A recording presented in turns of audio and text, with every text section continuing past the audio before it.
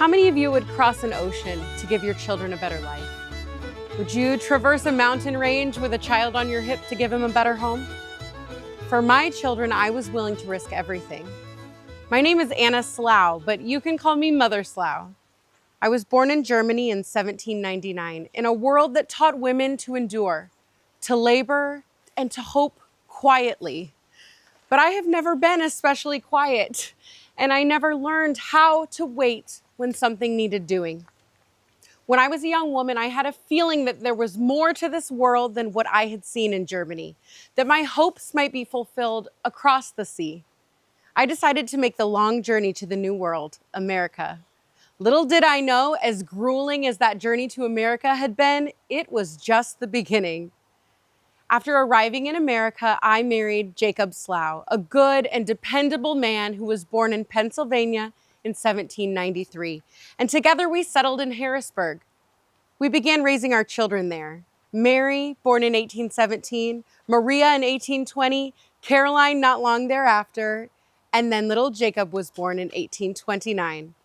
It was a good life, but I had this unshakable feeling that there was something missing. Life in Pennsylvania was steady, but the land was crowded and costly, and opportunities seemed to stretch farther west.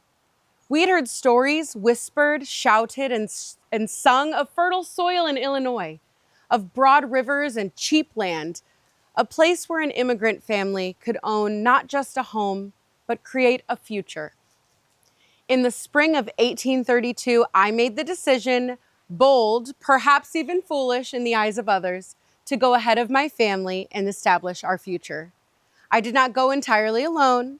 I took our youngest son, little Jacob, just 3 years old, his tiny hands curled in mine as we made our first steps into the future that my husband and I were determined to build. We left Harrisburg in early spring when the roads were still soft with thaw and the mountains still held some of the last patches of snow. Traveling with a small child was no easy feat, as I'm sure some of you well may know. There were nights that he cried from exhaustion and cold, and I would cradle him close, whispering lullabies into his ear as we huddled underneath threadbare blankets. I had no nursemaid, no companion but God and the will in these bones. There were days when the wagon was stuck in the mud and I was soaked to the knees.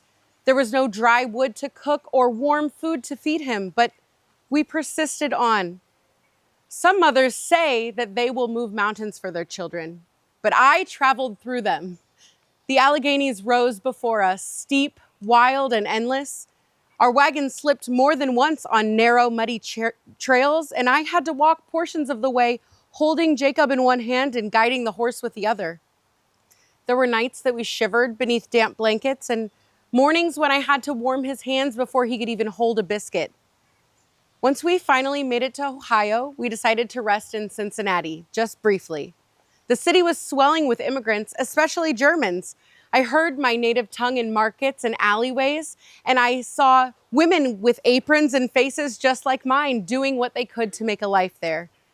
I might have stayed, but the land that I wanted was calling me farther west. From there, we pressed on to St. Louis, already a roaring hub of wagons, steamboats, fur traders, and rivermen. The streets were noisy with commerce. There, I arranged for our horse and wagon to be loaded onto a steamboat. Jacob probably thought that fire and steamboat was a dragon and that it carried us in its belly up the Illinois River to the small river town, Peoria. I remember standing at the rail with Jacob in my arms, watching the muddy water churn and moving towards what would soon be our new home.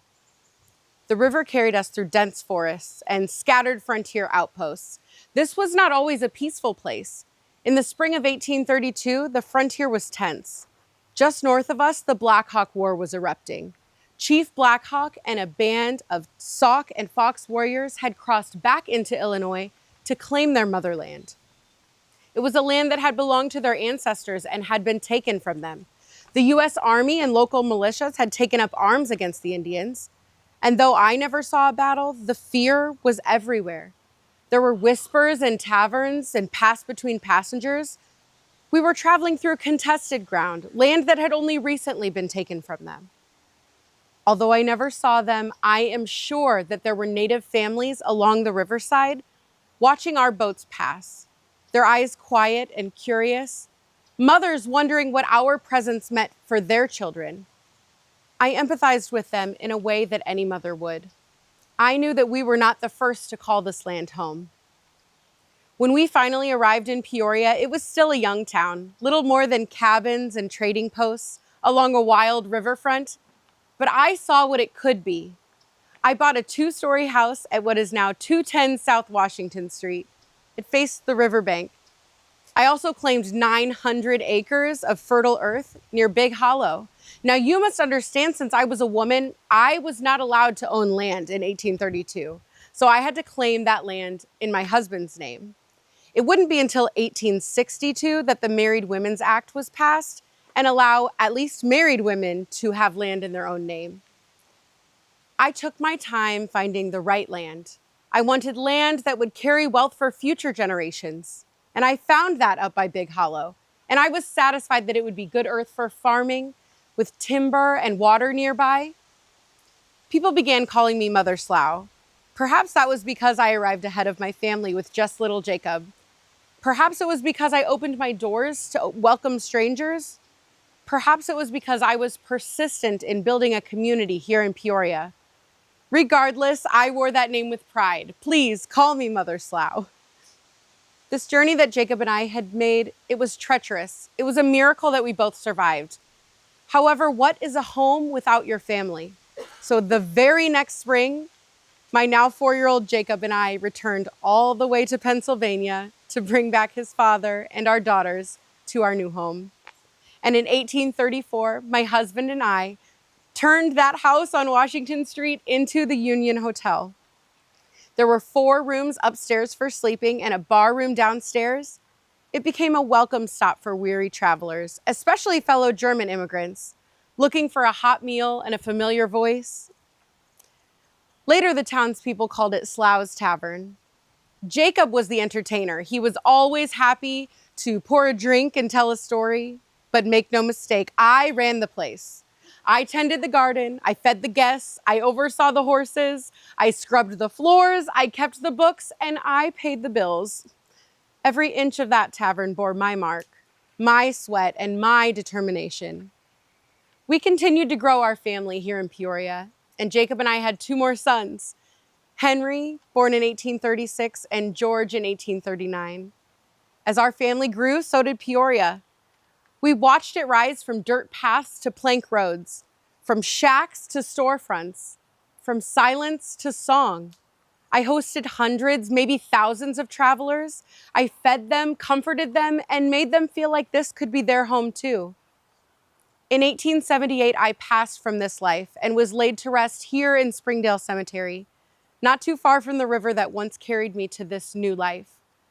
When I look back at my life, I hope what is remembered is that I was a woman who would cross mountains for my children, a pioneer who built more than just a home, but a legacy, and a woman who greeted the harsh frontier like an old friend, even while balancing a toddler on my hip. Thank you.